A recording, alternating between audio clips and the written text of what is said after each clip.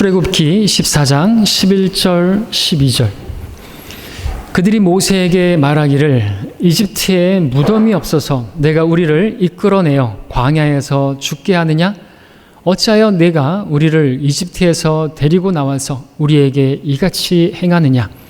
우리가 이집트에서 너에게 한 말이 이것이 아니냐? 말하기를 우리를 내버려 두라. 우리가 이집트인들을 섬기리라 하지 않았느냐? 우리가 광야에서 죽는 것보다 이집트인들을 섬기는 것이 더 나았겠노라고 하더라. 왜 고향을 떠나왔습니까? 라는 제목으로 말씀을 전하겠습니다. 왜 고향을 떠나왔습니까? 자, 올해도 추석을 맞아서 우리 많은 사람들이 고향을 찾았죠. 우리 아이들도 나주를 멀리 떠났다 이제 와서 다시 예배를 드리고 있습니다. 자, 사람들이 고향을 찾아 떠나는 모습을 보는 이 시즌에 장차 본향을 향해 떠나게 될 우리의 모습을 돌아보기를 원합니다. 우리에게 본향이 있습니다. 그 본향을 향한 마음이 있는지, 내 마음이 그 본향을 향하고 있는지, 그 본향을 사모하고 있는지 돌아보는 그런 시간이 되기를 원하는 것입니다. 자, 출애굽기는 이스라엘이 이집트를 탈출한 그 기록을 보여주고 있죠. 이집트 탈출, 출애굽, 성경에 등장하는 가장 극적인 사건 중에 한 사건입니다. 특히 6월절과 마지막 재앙, 그 장자 재앙 때는 이스라엘 백성들을 향한 하나님의 놀라운 구원의 손길이 나타나 있습니다. 그뿐만 아니죠. 그 6월절 사건 뒤로 하나님의 구원은 홍해 앞에는 홍해가 가로막고 있고 뒤에는 이집트 군대가 쫓아오고 있는데 하나님께서 그 가운데서 불신자들도 알고 있는 그 모세의 기적이라고 하는 홍해가 갈라지면서 마른 땅이 되게 만드시면서 거기를 건너가게 하는 놀라운 그 구원의 능력을 다시 한번 또 보여주셨습니다. 이집트의 10가지 재앙이 임할 때 이스라엘은 이집트인들과 완전히 구별되었죠. 완전히 구별되었습니다. 홍해가 갈라져서 건너게 되었을 때도 이 홍해를 통해서 건넌 자와 건너지 못한 자와 또 건져냄을 받은 자와 물에 빠진 자들로 완전히 구별시켜 주셨습니다. 자, 그만큼 이집트는 이스라엘과 섞일 수 없는 그러한 대상인 것을 보여주는 것이죠. 이스라엘 편에서 이집트는 그야말로 악의 축이고 악의 대명사고 속박의 상징이었습니다. 그러므로 이집트에서 출애굽시키는 것은 하나님께서 이스라엘에게, 그러니까 이스라엘 백성들도 마찬가지죠. 무엇보다도 시급하고 반드시 이루어져야 할 그러한 일이었던 것입니다. 얼마나 그들이 그곳에서 고생을 했습니까? 노예 생활하면서. 그래서 그토록 부르짖었던 것이죠. 결국 하나님께서 그들을 그 이집트의 그 부당한 압제로부터 건져내셨습니다. 이집트에서 이스라엘 백성들을, 하나님의 백성들을 완전히 구별시키셨던 것이죠. 그렇게 완전히 구별시키셨을 때 거기에는 선과 악, 적군과 아군이 분명하게 구별됩니다. 근데 그 구분이 오늘 본문에서 보면은 하나님께서는 그렇게 완전히 구별시키기를 원하셨는데, 성별시키기를 원하셨는데 오늘 우리가 읽은 본문 두 구절에 보니까 그 구분이 매우 모호하고 매우 불분명해 보이는 것을 보죠. 물론 지금 본문에서 이들이 했던 그 말을 보게 되면 앞에는 홍해가 막고 있고 뒤에는 이집트 군대가 쫓아오니까 그야말로 사면초가고, 그래서 순간적인 두려움 가운데 했던 말이긴 하죠. 우리를 지금 광야에서 이집트에 무덤이 없어서 우리를 이곳에서 데리고 나와서 여기서 죽게 하느냐고. 자기들은 지금 죽음 앞에 이제 죽었다고 생각하니까 그 두려움 가운데 지금 이런 말을 순간적으로 한 것일 수 있겠지만, 오늘 우리가 이 말씀을 보게 된다면 단순하게 그들이 순간적인 두려움 때문에 했던 말만은 아니고, 이 말에는 그들의 속 마음이, 그들에게 숨겨져 있는 그들의 그 마음을 우리가 고스란히 읽을 수가 있는 말씀인 것입니다. 홍해가 앞에서 이제 갈라지면서 그들의 그 두려움이 순간 묻히긴 했어도 그러한 기적들로는 해결될 수 없는 문제가 그들 안에, 그 마음에 있었던 것이죠. 이들이 했던 말, 한마디로 말하면 광야보다는 이집트가 더 낫다는 것이죠. 광야에서 죽는 것보다는 이집트에서 종노릇 하는 게 더 낫겠다라는 것이죠. 근데 이 이면에는 뭐가 있냐면 그들은 그냥 이집트가 좋은 거예요. 그것이 그들의 고향이기 때문에 그렇습니다. 이 말에는 이집트에 대한 그리움과 하나님께 대한 불만이 그대로 나타나 있는 것이죠. 자기들은 아직 죽지도 않았는데 죽은 것 같이 되어버렸고, 이집트를 완전히 빠져나온 것도 아닌데, 홍해를 건넌 것도 아닌데 벌써 이집트에서의 그 종살이를 그리워하고 있는 거죠. 그리워한다기보다 떠올리고 있는 모습을 보게 되는 거죠. 자, 그런 모습들은 우리가 계속해서 보게 되는 거예요. 이스라엘에게서. 다음 장면으로 넘어가서 봅니다. 이 출애굽기 16장 3절을 제가 읽겠습니다. 출애굽기 16장 3절, 이스라엘 자손이 그들에게 말하기를 우리가 고기솥 옆에 앉아 있던 때와 빵을 배불리 먹던 때에 이집트 땅에서 주의 손에 죽었더라면 좋았으리라. 너희가 우리를 이 광야로 데리고 나와 이 온 무리를 굶어 죽게 하는도다 하더라. 자, 이 말은 광야에서 이제 먹을 것이 없는 상황에 놓였을 때 했던 말인데, 여기서도 이집트가 등장하고 있습니다. 단순히 먹을 것이 없다고 불평한 것이 아니라 이집트에 있었을 때를 비교하면서 그 이집트를 떠올리면서 불평하고 있다는 것이죠. 이집트에 있었을 때는 빵도 있고 고기도 있고 배불리 먹었다라는 한때의 추억을 떠올리고 있습니다.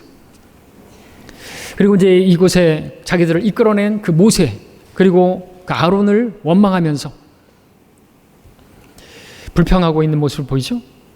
하나님께서 이에 자상하게도 하늘에서 내리는 만나로 그들을 먹이셨습니다. 자, 근데 17장 3절을 또 보십시오. 17장 3절에 보니까 백성이 거기서 물이 없어 갈증을 느끼니 백성이 모세에게 대항하며 불평하여 말하기를 어찌하여 내가 이집트에서 우리를 데리고 나와서 우리와 우리 자녀와 우리의 가축을 목말라 죽게 하느냐 하더라. 자, 이번에는 이제 물이 없어요. 또 불평합니다. 그러니까 물이 없어서 이렇게 불평할 게 아니라 물이 없으면 물이 필요하다고 주께 구하면 되는데 왜 그러죠? 근데 물이 없는데 또 여기서 뭐가 나옵니까?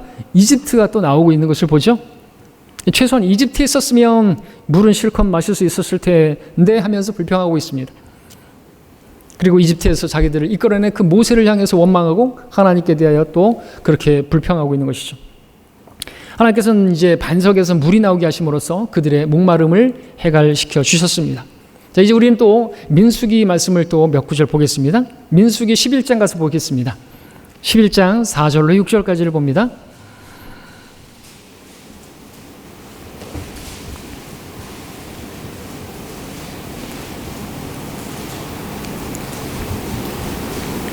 민수기 11장 4절부터 6절까지를 제가 읽겠습니다. 그들 가운데 섞여 사는 무리가 욕심을 품으니 이스라엘 자손이 다시 울며 말하기를 누가 우리에게 고기를 주어 먹게 하리요? 우리가 이집트에서 거저 먹었던 생선과 오이와 멜론과 부초와 양파와 마늘을 기억하지만 이제는 우리의 혼이 말라버리고 우리의 눈앞에는 만나밖에 아무것도 없구나 하더라. 민수기 11장 18절에도 보시면 또 너는 백성에게 말하라. 내일까지 너희 자신을 성결케 하라. 그리하면 너희가 고기를 먹으리라. 이는 너희가 주의 귀에 대고 울며 말하기를 누가 우리에게 고기를 주어 먹게 하리요? 우리가 이집트에 있었을 때가 나았도다 함이니 그러므로 주께서 너희에게 고기를 주어 먹게 하실 것이라고 말씀하고 있습니다. 자, 고기입니다. 먹을 거 만나, 마실 거 물, 먹을 것과 마실 것만 있으면 만족해야 되는데 그것으로도 만족 못하는 것이죠. 고기를 달라고 말하는 것입니다. 주님께 구했으면 되는데 왜 불평하는 것입니까? 그리고 또 이집트의 그 과일과 채소와 그 고기와 생선들을 떠올리고 있습니다. 비록 종살이를 했어도 이집트에는요 이런 것들이 풍성했던 것이죠. 근데 광야에서는 매일같이 하나님도 너무하시지 어떻게 만나로 계속해서 그렇게 먹이시나이죠. 맨날 된장찌개를만 주면은 우리들도 지겹지 아니하겠습니까? 그런 처지에서 불만을 토로하고 있습니다. 이번에도 결론은 같습니다. 이집트에 있었을 때가 더 낫다라는 것입니다. 하나님께서는 이들을 기뻐하지 않으셨죠? 그들이 원하는 대로 고기를 주셨습니다만 하나님께서 재앙도 주셨습니다. 14장 가서 보겠습니다. 민수기 14장 4절도 보시면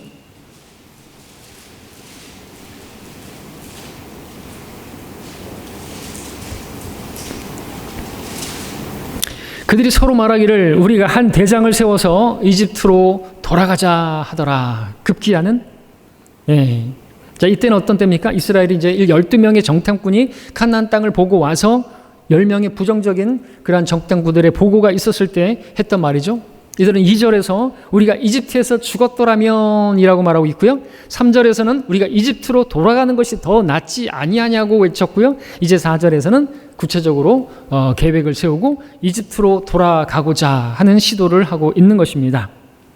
자, 이런 말들을 쏟아내고 있는 이스라엘 백성들을 보면서 여러분 무엇을 보십니까? 지금 이들의 모습에서 하나님을 믿는 믿음을 볼 수가 있을까요? 보입니까? 전혀 보이지 않죠? 아니, 하나님을 믿는, 하나님을 신뢰하는 것을 기대하는 게 어려운 일일까요? 하나님을 믿는 믿음, 하나님께 구하는 거, 하나님께 기도하는 그런 모습을 보이는 게 이게 부당한 것인가요? 그동안 자기들을 건져내시고 먹여주시고 인도해 주시고 놀라운 그 출애굽을 시켜주시고 셀 수 없이 많은 하나님의 놀라운 능력을 봤는데 그런 그들에게서 하나님을 신뢰하는 모습을 기대하는 게 그것이 부당하거나 너무나 욕심인 것입니까? 하나님께 감사하고 하나님께 찬양하는 그런 모습을 보는 것이 그것이 부당하냐라는 것이죠. 하나님을 믿는 모습이 안 보입니다. 그래서 말씀을 드리는 부분은 뭐냐면 막 놀라운 어떤 것들을 보여주고 만나러 막 하늘에서 내려오는 빵을 먹고 뭐 반석에서 물이 나온 이런 거 본다고 해서 믿는 거 아니라는 것이죠. 그죠? 하나님께서 그들을 인도하시는 것은 그들이 광야에서 하나님 말씀으로 사는 법을 배우게 하시려고. 여러분들 마찬가지입니다. 우리가 뭘 보여주면 믿겠다. 안 믿어요? 그 믿는 거 아니에요. 인정하는 거지 그게 믿음입니까? 믿음이라고 하는 것은요. 어떻게 생겨나는 건다고요? 믿음은 들음에서, 들음은 하나님 말씀에 의해서니라. 로마서 10장 17절에서. 하나님 말씀을 믿는 믿음이 아니면, 이 성경을 우리가 믿는 그 믿음이 아니라면 믿음은 가져줄 수가 없는 거예요. 그러니까 여러분들 뭐 어디 아픈데 막 치유시켜 주시면 제가 믿음을 가지겠습니다. 아니에요. 그때뿐이에요. 화장실 들어갈 때하고 나올 때하고 뿐이란 말이죠. 막 아프고 그럴 때는 막 하나님 찾다가 뭐 해결되면은 안 찾아요. 그러니까 믿음 없는 거예요. 그러니까 믿음은 어디서? 여러분 지금 하나님의 말씀을 듣는 이 말씀을 듣는 여기서 믿음이 가져지는 것이고, 여러분이 또 그냥 주일만 듣는 것이 아니라 주말 매일같이 하나님의 말씀을 먹는 거기서 주님과의 인격적인 교제로 말미암아 여러분 믿음이 형성되는 것이죠. 주일에 한번 이렇게 또 이것만으로 안 되고요. 여러분은 어떤 암이 나았어요. 뭐 이런 걸로는 안 되는 거예요. 그 믿음 아니에요. 하나님께서 원하시는 믿음은 그런 모습은 발견할 수 없다라는 것이죠.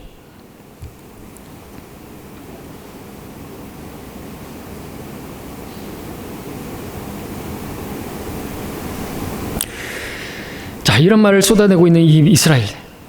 하나님께서는 정말 우리라도 그렇겠죠. 우리가 여러분이 하나님이라면 이런 백성들을 보면서 얼마나 정말 지겹겠습니까? 정말 지치겠습니까? 하나님께서 진노하셨습니다. 비록 이제 모세가 중보자로서 중재를 해가지고 그들이 진멸되는 것은 피할 수 있었지만 하나님께서 그들에게 약속의 땅 들어가는 것을 허락지 않으셨어요. 하나님께서 그들에게 주시고자 하시는 그 본향, 거기 들어갈 수 없다고. 그 1세대들이 이제 광야에서 40년 동안 뺑뺑이 돌다가 죽어 넘어질 수밖에 없는 그런 상황이 된 것입니다. 하나님께서 너무하신 건 아닌 거죠. 그들이 너무한 것이죠. 우리가 계속해서 우리가 봤지만 그들이 너무한 것이지 하나님이 너무한 건 아닌 것입니다. 얼마나 오래 참아주시고 얼마나 그 믿음을 보길 원하셨던 것입니까? 여러분 또 우리 계속 볼까요? 민수기 20장 5절 보겠습니다. 민수기 20장 5절에서 이런 말씀 너무지 해도 너무한다. 정말 때려주고 싶은, 정말 때려 죽여도 될 만한 것 같은 그런 사람들인데 사실 이 사람들이 누구예요? 바로 우리죠. 납니다. 민수기 20장 5절에 어찌하여 너희가 우리를 이집트에서 나오게 하여 이 악한 곳으로 데려왔느냐. 이곳에는 씨 뿌릴 곳도 무화과 나무들도 포도 나무들도 석류 나무들도 없고 마실 물조차 없도다 하니. 배운 게 없어요. 경험했음에도 불구하고 없으면 구하면 되는데, 그리고 언제 자기들이 씨 뿌려가지고 먹을 것을 얻었나요?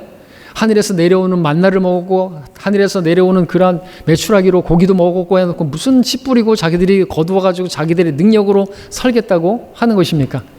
얼척없죠?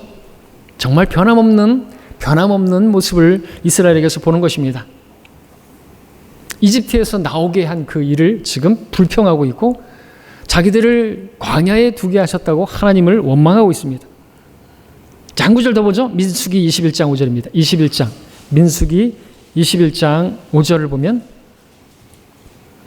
백성이 하나님과 모세를 거역하여 말하기를 어찌하여 당신들은 우리를 이집트에서 데리고 나와 광야에서 죽게 하나이까 여기는 먹을 것도 없고 마실 물도 없으니 우리 혼이 이 보잘것없는 음식을 싫어하나이다. 자, 보잘것없는 음식 만나가 그렇다는 거예요. 하늘의 천상에 정말 천사들의 음식이었고 그랬는데 하나님께서 이 일로 인해서 불뱀을 보내시고 그들 중에서 많은 사람들이 그 불뱀에 물려 죽는 그런 심판을 집행하셨습니다. 자, 지금까지 우리가 읽었던 찾아봤던 성경 구절들에서 계속해서 반복해서 나타나고 있는 그 단어가 있으니 그것은 무엇입니까? 다름 아니라 이집트입니다. 이집트 어떤 곳입니까? 그들이 그처럼 벗어나고 싶어 했던 속박의 집 아니었습니까? 이집트 탈출을 위해서 하나님께서 얼마나 크고 놀라운 그런 이적과 기적을 행하셨고 그 과정 중에서 얼마나 많은 또 희생자가 있었습니까? 이집트인들이 죽었던 것입니까? 그처럼 어렵게 얻어낸 자유인데 지금 그들은 여전히 이집트를 그리워하고 있고 이집트로 돌아가고자 하는 이건 영적으로 미친 것이죠. 근데 이렇게 미친 사람 같은 모습을 보이는 이유가 무엇일까? 우리는 진단할 수 있어야 되는 것입니까? 이유가 무엇일까요? 왜 자꾸만 이집트를 그리워하고 다시 우리에게 말한다면 왜 자꾸만 세상을 그리워하고 세상으로 돌아가려고 하는 그런 모습을 보이냐라고 하는 것입니다. 이거 우리가 교훈을 얻어야 될 부분이죠. 무엇보다 먼저 이집트가 그들의 마음의 고향이었기 때문이다라고 말할 수 있겠죠. 고향 어떻습니까? 여러분 고향은 그리운 곳이죠. 고향은 정말 돌아가고 싶은 그래서 여러분이 추석이나 명절이 되면은 설날이 되면은 명절로 돌아가고 싶은 마음이 더 굴뚝 같은 거 아닙니까? 자, 이집트에 있었던 이스라엘 백성들 그동안은 참 오래 있었습니다. 4대 동안 있었죠. 자, 그들이 하나님 백성이긴 했었지만 이집트에서 그들은 그곳이 삶의 터전이었습니다. 요셉을 모르는 새로운 왕이 나타나면서 좀 육체가 좀 힘들기는 했어도 그 전까지는 그래도 이집트 아주 좋은 곳이었죠. 다른 곳도 그것만한 곳이 없었습니다. 아주 풍요로운 곳이었습니다. 즐길 것도 많았습니다. 죄의 낙이 있었습니다. 먹을거리 풍성했습니다. 광야에 비유한다면 편리한 생활을 보장해 줄 수 있는 그리고 각종 또 오락과 유흥도 있고 새로운 왕이 나타나기 전까지 이스라엘 백성들도 그 이집트에서의 그 죄의 낙을 맛보기도 했었을 것입니다. 그런 이집트 생활이 그들에게 익숙해 있었겠죠. 본 적도 없는 약속의 땅이라는 불확실한 땅이 아니라 이집트라는 눈에 보이는 확실한 화려한 그 땅을 그들은 원했던 것이죠. 믿음으로 바라봐야 하는 본향이 아니라 눈에 보이는 그 이집트가 그 화려하고 즐길 거리가 있는 그 이집트가 더 자기들은 좋은 것이에요. 그 마음이라는 것이 그러한 그들의 마음이 이집트를 떠난 후에 광야에서 분명하게 여실히 드러나게 됐던 것입니다. 그래서 작은 어려움만 닥치게 되면 즉시로 이집트를 떠올렸던 것이죠. 약속의 땅을 눈앞에 두고 그 가나안 땅을 눈앞에 두고 그 거기 정탐꾼들이 가지고 온 그 젖과 꿀이 흐르는 땅에서 가지고 온 그 포도송이를 갖다가 얼마나 컸는지 그것을 마치 톱으로 썰어서 2명이 메고 올 정도로 포도송이 하나가 그렇게 크고 그런 풍요로운 그런 곳을 봤음에도 불구하고 여전히 거기서 이집트로 돌아가자고 그렇게 말을 했던 것입니다. 그 약속의 땅을 눈앞에 두고도 이집트를 떠올렸을 정도로 이집트는 그들의 고향이었죠. 좀 그들의 본향이라고까지 말할 수 있는 거죠. 마음의 본향. 하나님께서 그곳을 본향으로 주시겠다고 하신 게 아닌데 약속의 땅이 있는데 겉으로는 하나님께 속한 백성이자 또 약속의 땅을 본향으로 가진 그들이었지만 실상 그들은 세상에 속한, 이집트에 속한 자들이었고 이집트를 본향으로 삼고 있던 자들이었던 것이죠. 몸은 하나님과 또 하나님의 백성들과 함께 했지만 마음은 세상에 있고 세상에 속한 사람들과 함께 했었던 것입니다. 자, 그렇게 된 이유가 무엇입니까? 그들이 이방 혈통의 사람들이었기 때문에? 아니죠. 그들에게 하나님의 말씀이 없었기 때문에? 아닌 것이죠. 그들에게 어떤 보여지는 놀라운 기적이 없었기 때문에? 아니죠. 그들은 참 이스라엘이었습니다. 그들에게 하나님 말씀이 주어졌습니다. 그들에게 기적이라고 하는 것은 일상이었어요. 그럼에도 그들에게는 이집트가 그들의 마음에 자리 잡고 있었던 고향이었기에 또 본향이었기에 하나님의 약속, 너무나 멀리 있는 것이고 그 약속에서 떨어져 나가게 되고 비참한 종국을 맞게 되었던 것이죠. 그냥 광야에서 죽어 넘어진 것입니다. 하나님의 약속을 보지 못한 것이죠. 또 왜 그들은 그런 모습을 보였던 것인가 진단해 본다면 그들은 이집트를 왜 떠나와야 했는지를 몰랐던 것이다 라고 말할 수 있습니다. 이스라엘이 이집트에서 압제당하고 있을 때 그들이 바랬던 것은 혹시 이집트를 빠져나가는 것이 아닌 게 아니었을까요? 다만 이집트에서 자기들이 당하고 있는 그 부당한 압제가 그 육체의 그 고통이 좀 덜어지거나 완화되거나 또는 해결되거나 그런 것을 바라지 않았을까요? 단지 이집트 안에서의 개선된 삶, 그 세상에서 그냥 좀 편하게 좀 먹고 살만하고 좀 어려움 없이 사는 거, 그런 걸 원하지 않았겠냐라는 것이죠. 근데 갑자기 모세가 나타나더니 파라오와 막 다투더니 이집트를 떠나는 분위기가 막 형성이 되더니 10가지 막 재앙이 내리고 마지막 장자 재앙 때는 이집트는 완전히 초상집이 되어버렸습니다. 6월절 다음 날 가축과 재산을 챙겨서 이집트를 황급히 빠져나와야만 했습니다. 그러다가 오늘 우리가 처음에 봤던 본문에서는 이제 홍해 앞에 섰을 때 불평이 터져 나왔던 것이죠. 근데 갑자기 이제 홍해가 갈라지면서 바다를 건너게 되었고 바다를 건너게 된 그들 앞에는 이제 새로운 인생이 펼쳐지게 되었는데 그 인생이라는 것이 배고픔과 목마름이고 모든 것이 반복되는 무료하고 따분하고 그런 일상의 연속이었습니다. 그들은 그런 삶을 결코 원치 않았을 것입니다. 이제 고생 끝 행복 시작으로 정말 꽃길만 걸을 줄 알았는데 현실은 그게 아닙니다. 너무 지루해요. 똑같은 음식을 또 계속해서 반복해야 되고 구름 기둥이 떠오르면 그때 이동하고 없으면 멈추고 너무나 단순하고 그 반복되는 삶이었어요. 어쩌면 그래서 말할 수 있는 거죠. 그들은 이집트의 그 풍족한 환경에서 하나님께서 개입하심으로써 그 이집트인들을 이제 종이 되게 만드시고 자기들이 거기에서 주인 노릇하면서 그런 삶을 기대하지 않았을까요? 오늘 많은 기독교인들도 그런 걸 원하지 않나요? 그러니까 내가 예수님을 믿으면 이제 내 살림도 나아지고 예수님을 믿으면 어떤 사람들이 말하는 것처럼 귀신은 없지만 귀신이 떠나가서 건강하게 되고 질병이 치유되어지고 뭐 그런 이 땅에서 좀 살만한 그런 삶을 기대하는 그런 거 아닐까요? 사람들이 문제가 뭐라고 생각하십니까? 이집트를 떠난 이스라엘 백성들의 문제가 뭐라고 생각하십니까? 노예 생활을 너무 오래 했기 때문인지 지금 자기들이 누군지 정체성을 잃어버린 것이죠. 한마디로 그들은 이집트를 왜 빠져나왔는지 무슨 이유로 그 좋은 이집트를 자기들이 나와야만 했는지 그것을 모르는 거예요. 지금 자기들이 누군지 여기가 어딘지 자기는 누군지 모른다는 거죠. 그저 광야에서 희생제를 드려야 한다고 하니까 나오기는 나왔고 하나님께서 주신다는 그 약속의 땅이 좋다고 하니까 나오긴 나온 것이죠. 또 이집트를 떠나는 것이 당시에 이스라엘 백성들의 대세였기 때문에 따라 나선 것이죠. 무리 가운데. 자, 그들은요 이집트를 떠나온 그 분명한 그 이유를 없었던 거죠. 명분이 없었던 것입니다. 목적이 없었던 것이죠. 때문에 어려움을 당할 때마다 괜히 예수님 믿었어. 오늘날로 말하면. 세상에 있었을 때가 좋았는데 내가 예수님을 믿지 않았다면 구원받지 않았다면 세상에서 막 술도 먹고 마음껏 즐기면서 살 수가 있었는데 괜히 예수님 믿었어. 괜히 구원받았어. 자기가 구원받은 이유를 모르는 것입니다. 자기가 앞으로 어떻게 될 것이고 하나님께서 나를 향하신 계획이 무엇인지 이런 것들은 전혀 모르는 거예요. 그냥 현실이 그래도 고달프면, 그냥 뭐 너무 따분하면, 좀 어려운 일이 생기면 또 그 주님 때문에 생기는 것이라고 한다면 원망하게 된다는 것이죠. 실족하게 되는 것입니다. 내가 왜 그 좋은 이집트를 떠나왔을까?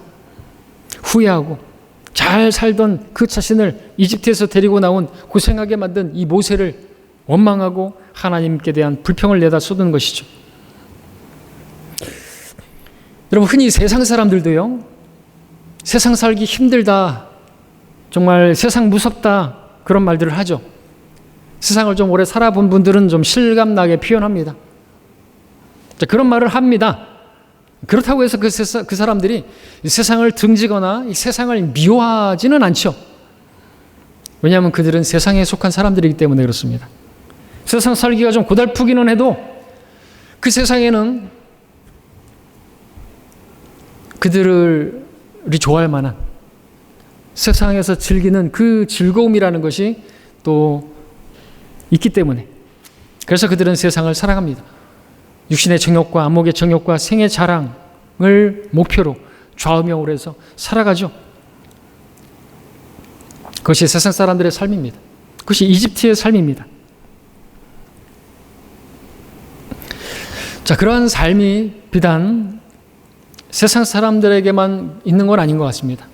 소위 이집트를 탈출했다는, 세상에서 떠나왔다는 이 교회가 뭐죠? 교회는 이 세상으로부터 불러냄을 받은 사람들의 모임이지 않습니까? 그들에게서도 발견되는 거죠. 하나님의 백성들에게도 있는 것입니다. 때로 그들이 하나님을 찬양하기도 하고 하나님께 감사드리기도 하고 하나님의 놀라운 어떤 일들을 경험하기도 합니다. 그들의 겉모습은 하나님께 속해 있고 하늘 본향에 속해 있는 것 같지만 사실은 이집트에 속해 있는 것이죠. 스스로 믿음이 있다고 말할지 모르지만 뚜껑을 열어보면 실제로 믿음은 없습니다. 믿음이 있는지 없는지는 어떻게 알 수 있습니까? 믿음이 있는지 없는지는 시험의 날에 시험해 봐야 알아요. 비록 말씀을 들을 때는 즉시로 기쁨으로 받긴 하지만 어떤 환난이 임하게 되면 그냥 뿌리가 없음으로 말라버리는, 그러한 돌짝밭에 떨어진 말씀을 그렇게 받은 사람들이라든지 가시떨기라든지 그런 사람들은 실족하고 마는 것이죠. 말씀으로 인한 고난이 오게 되면 믿음이라는 걸 찾아볼 수가 없습니다.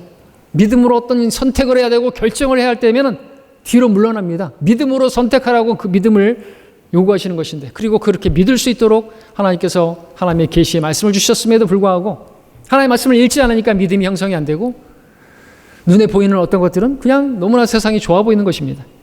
뒤로 물러나는 것이죠.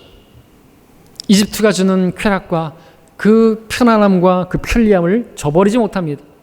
왜 이집트가, 다시 말해서 세상이 그렇게 나쁜지 모릅니다. 왜 이집트를 버려야만 하는지, 왜 세상을 사랑하지 말아야 하는지 모릅니다. 그냥 그래야 한다고 하니까, 그렇게 배워왔으니까, 목사가 그렇게 설교했으니까 잘 알지 못하면서 그냥 무리 가운데서 그냥 어울려서 그냥 교회를 다닐 뿐입니다. 자, 오늘 여러분은 어떻습니까?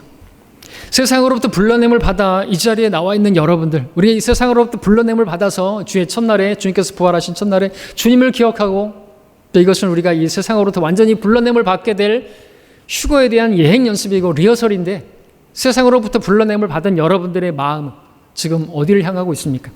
혹시 이 이집트를 떠나온 이스라엘 백성들처럼 여전히 마음은 본향을 향하지 않고 고향을 향하고 있지 않습니까? 이 추석에 고향을 찾은 여러분들, 고향을 잘 찾아오셨습니다마는 여러분들의 마음은 이 고향에 있습니까? 이 세상에 여전히 있습니까? 아니면 본향을 향하고 있는지 한번 돌아보시기를 바라는 것입니다. 여러분 다 이집트를 떠나온 사람들이에요. 맞습니까? 세상을 떠나온 사람들이라는 거죠. 여러분은 6월절 어린 양의 피를 바른 사람들입니다. 이스라엘 백성들처럼. 우리는 예수 그리스도의 그 피로 구원을 받은 사람들입니다.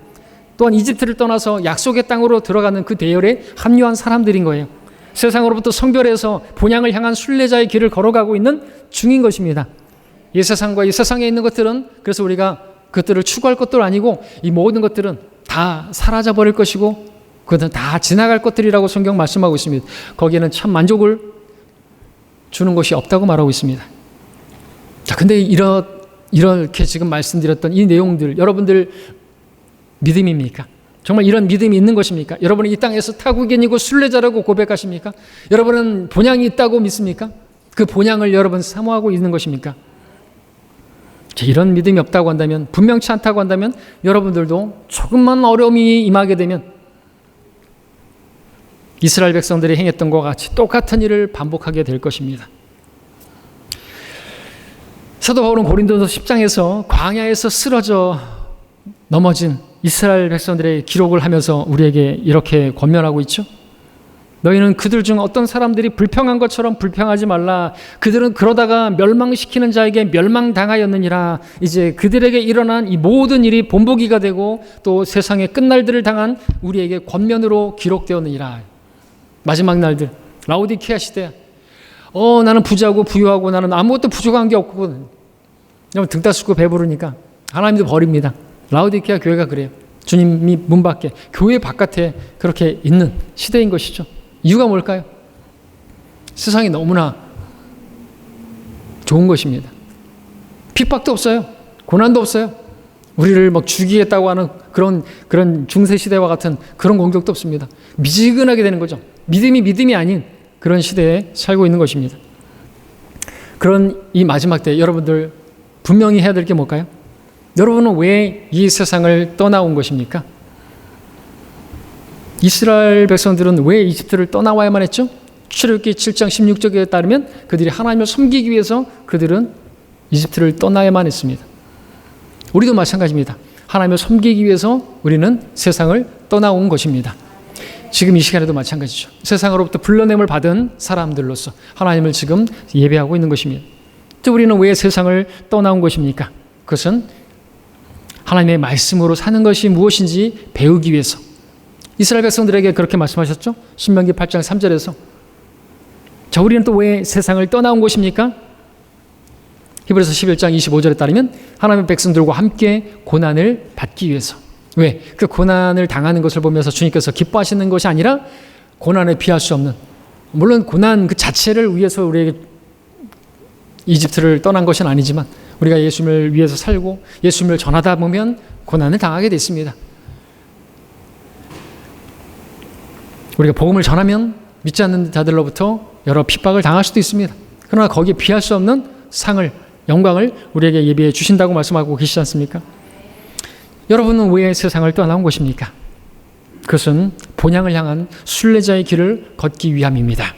히브리서 11장 13절의 말씀에 따르면 여러분의 신분이 그렇다는 것이죠. 이것이 우리가 이집트를 떠나온 목적입니다. 이 세상을 떠나온 나와야만 하는 그 이유인 것이죠. 여러분은 이 사실을 분명히 해 두셔야 되는 것입니다. 내가 누군지, 이 세상은 어떤 곳인지. 여러분, 여기 광야예요. 그죠? 광야에 있는 동안 여러분들이 어려움을 당하는, 그 어려움을 당했다고 해서 옛날의 시절을 그리워하고 내가 구원받기 전에는 정말 주님을 믿기 전에는 그런 정말 이런 일을 안 당해도 되는데, 그런 생각한다고 한다면 이제 세상으로 돌아가는 그 첫 단추가 끼어지는 것입니다. 주님께서는 세상으로부터 선별되어 나온 성도들에게 이 세상에서의 형통이나 성공을 약속하신 적이 없습니다. 오히려 그 세상으로부터 떠나온 사람들에게 기다리는 것은 많은 환난, 많은 투쟁, 시련, 눈물이죠. 그런 것들이 세상을 저버린 성도들에게 주어지는 대가입니다. 그러니까 그 대신 주님께서는 우리에게 약속하신 것이 있습니다. 약속의 땅이 있습니다. 하나님께서 우리가 주님 때문에 당한 그 고난들을 절대로 모르지 않으시고 왕국에서 통치권을 주신다고 말씀하십니다. 새 예루살렘을 예비하셨다고 말씀하십니다. 그날이 오면 고난 대신 영광이, 환난 대신 안식이, 고통 대신 즐거움이, 눈물 대신은 기쁨이, 그리고 그것도 영원히 그리고 참되게 계속해서 공급되어진다고 말씀하고 계십니다. 우리가 어디를 바라봐야 될까요? 많은 사람들이 고향을 찾아서 움직이고 있는 이때에 우리는 물살을 거슬러 올라가는 연어들처럼 우리는 고향으로 향하는 것이 아니라 우리의 마음은 본향을 향해 나아가야 하지 않겠습니까? 이 세상에 살고 있는 사람들 세 부류로 나눌 수 있는데요. 첫째 부류는요, 몸과 마음이 모두 세상에 있는 사람들입니다. 이들은 세상에서 있는 사람들입니다. 하나님도 없고 약속도 없는, 소망도 없는 이방인들, 그들을 말합니다. 두 번째 부류는 몸은 세상을 떠나왔지만 마음이 여전히 세상에 있는 그리스도인들입니다. 오늘 우리가 보았던 이스라엘에 있던 사람들, 그들, 그지 이집트에서 어린 양의 피로 그들은 구원은 받았지만 마음은 늘 세상에 있는 성도들이죠. 성경에서 많은 부분, 지면을 할애하면서 계속해서 권면하고 경고하고 있는 사람들이 바로 이 두 번째 부류의 사람들입니다. 육신적인 사람들을 말하는 것이죠. 몸은 세상을 떠나왔지만 마음은 계속해서 세상으로 향해 있는 사람들. 세 번째 부류는요, 몸과 마음이 모두 세상으로부터 성별된 사람들입니다. 이들은 앞에 두 부류의 사람들과는 영적으로 완전히 다른 사람들입니다. 뭐가 다르냐 하니까 그들은 육신을 따라 행하지 아니하고 성령을 따라, 하나님의 영을 따라 행하는 사람들이기 때문에 그렇습니다. 민수기 14장 24절에는 이런 말씀이 있는데 제가 읽겠습니다. 여러분이 잘 아시는 말씀이죠. 그러나 내 종 칼렙은 그에게 다른 영이 있어 나를 온전히 따랐으니 그의 씨가 그 땅을 소유하게 되리라 말씀하고 있습니다. 칼렙, 여호수아, 다른 어떤 이스라엘 자손들과는 달랐습니다. 그들은 오늘날 이 신약시대 하나님의 영을 따라 행하는 성도들의 예표가 되는 인물들이죠. 물론 모세도 마찬가지입니다. 모세는 어떤 사람이라고 히브리서에서 말하고 있습니까? 이집트에서 죄의 낙을 즐기는 것보다 오히려 하나님의 백성과 함께 고난받는 것을 믿음으로 선택한 사람이라고 말씀하고 있습니다. 그의 관심은 이집트가 아니라 주님께서 주시는 상에 있었다고 말하고 있습니다. 그래서 그리스도의 능력을 이집트의 보화들보다 더 큰 재물로 여겼다. 이집트의 보화, 그 왕자의 자리에서 그걸 다 버려버린 거예요. 모세는 왕자였습니다. 근데 버려버렸어요. 왜요? 하나님께서 주시는 그 재물이 더 귀한 것이니까, 영원한 것이니까. 그래서 모세는 믿음으로 그 왕의 노여움을 두려워하지 않고 이집트를 떠났고 그로 인해 당하는 모든 고난을 인내로 또 감당해냈던 것이죠. 히브리서 11장을 보겠습니다. 히브리서 11장을 보게 되면요, 믿음의 사람들이 나오는데 그들에 대해 성경은 이렇게 말씀하고 있습니다. 히브리서 11장 13절부터 16절까지 우리 교대로 읽겠습니다.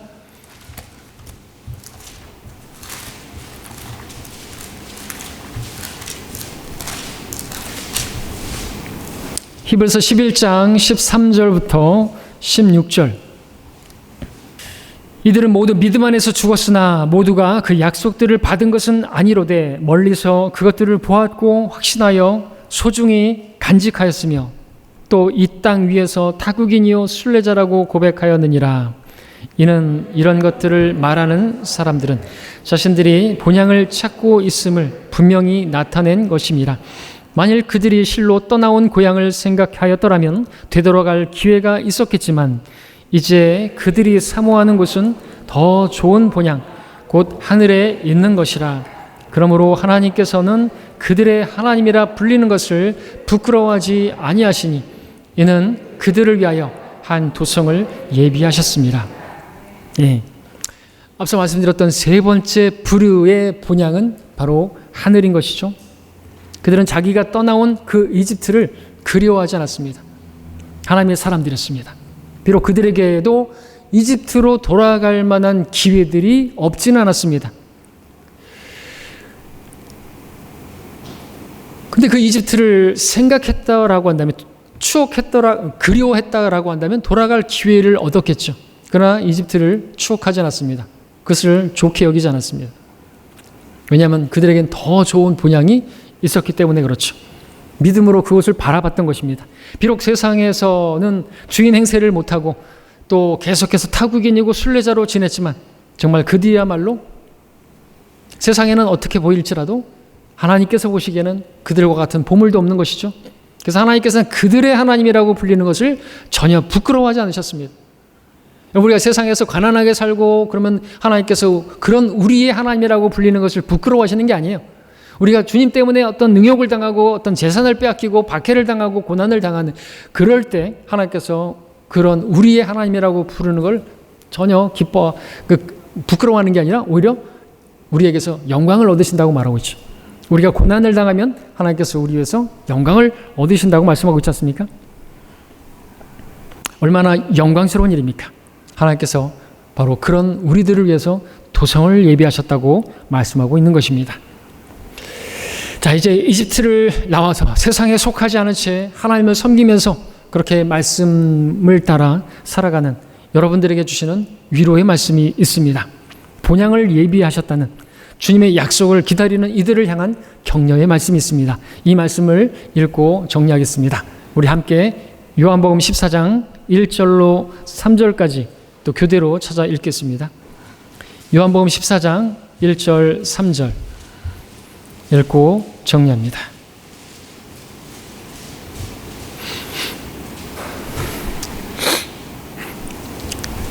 요한복음 14장 1절로 3절까지 교대로 읽습니다. 제가 1절 읽습니다.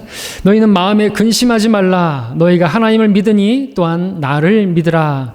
내 아버지 집에는 많은 저택들이 있느니라. 그렇지 아니하면 내가 너희에게 말하였으리라. 나는 너희를 위하여 처소를 마련하러 가노라. 내가 가서 너희를 위하여 처소를 마련하면 다시 와서 너희를 내게로 영접하여 내가 있는 그곳에 너희도 있게 하리라. 예수님께서는 아버지 집에 많은 저택들이 있다 하셨습니다. 비록 세상에서는 여러분들이 상속받은 한 평의 땅도 없고 그럴듯한 집 한 채도 없을지라도 아버지 집에는 여러분을 위한 저택, 맨션, 무엇을 상상하여도 여러분이 상상한 그 이상의 것을 하나님께서 예비하고 계시다고, 새 예루살렘 도성을 예비하고 계신다고 말씀하십니다. 주님께서는 그 처소를 우리를 위해서 마련하신다고 말씀하시고 그 처소가 마련되게 되면 거의 다 마련됐을 것인데 그 처소로 우리를 데려가시겠다고 말씀하고 계시는 것이죠. 그리고 우리가 항상 주와 영원히 함께 있게 될 거라고 말씀하고 계시는 것입니다. 그러므로 여러분들 이 땅에서 어떤 어려움을 당하고 주님 때문에 고난을 당하고 있다 할지라도 여러분들 낙심하지 마시고 근심하지 말라 말씀하시면서 하나님을 믿으라, 나를 믿으라 말씀하고 계시는 것입니다. 하나님께서 여러분에게 원하시는 것은 그것이죠. 나를 믿으라. 하나님을 너희가 믿는다면 나를 믿으라. 주님께서 하신 이 약속도 여러분이 믿으시기를 바라는 것입니다. 얼마나 놀라운 약속이, 세상과 비교할 수 없는 약속인 것입니다. 얼마나 놀라운 위로입니까? 이건 진정한 위로인 것입니다. 우리가 장례식장에서 누군가를 위로한다고 해서 무슨 말로 위로한다고 말이 안 되는 거죠. 무슨 말로 위로할 수가 없겠습니다. 맞습니다.